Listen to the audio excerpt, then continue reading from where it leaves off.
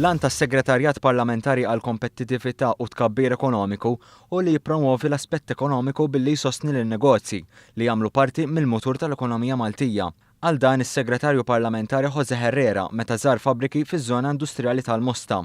U għażar kumpanija tal-kostruzzjoni, kumpanija li tipproduċi deterġenti u oħra tal-amara, fejn iltaqgħu tkellem mas-sidien u l-ħaddiema. Herrera spjega kif il-Gvern preżenti għaddej b'ħidma biex jgħin lin-negozji Maltin.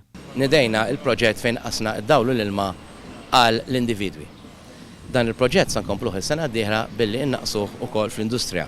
Mela jekk l-industrija taqsela l-ispiża, naturalment se tmur aħjar, sa nieħdu inizjattivi kbar li jiswew miljuni kbar ta' liri li ħabbarhom il-Prim Ministru l-bieraħ biex min qed jibgħati fl-edukazzjoni jew weħel f'xi eżamijiet għalmenu fis-sajf jingħata għajnuna b'xejn biex huwa jkun jista' jissupera d-diffikultajiet edukattivi tiegħu. Saħaq illi ta' spiss huwa jiltaqa' ma' sidien ta' negozji li jgħidulu li m'hawnx nies żgħażagħ kwalifikati għax-xogħol meħtieġ. Jose Herrera appella biex tiżdied il-kwalità fix-xogħol tradizzjonali filwaqt li qal li d-diversifikazzjoni għandha tkun inkluża biex bekk l-industriji ma jingħalqux fihom infushom. Spjega wkoll kif dan il-Gvern bilan li jintlaħaq bilanċ bejn l-iżvilupp u l-ambjent għaddej b'riforma fil-MEPA biex titnaqqas il-burokrazija filwaqt li jkun hemm protezzjoni għall-ambjent. Barra minn hekk, inċentivi għal dawk li qed jixtru l-ewwel dar tagħhom qed jiżguraw is-sostenibilità fl-industrija tal-kostruzzjoni.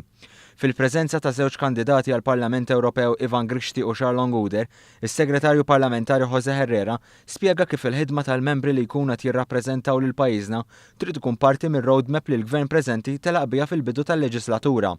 Saħaq ukoll fuq il-bżonn li Malta tkun bla konfini, għal daqstant is-suq Malti għandu jkun miftuħ ukoll għas-suq Ewropew li jlaħħaq l-400 miljun ruħ.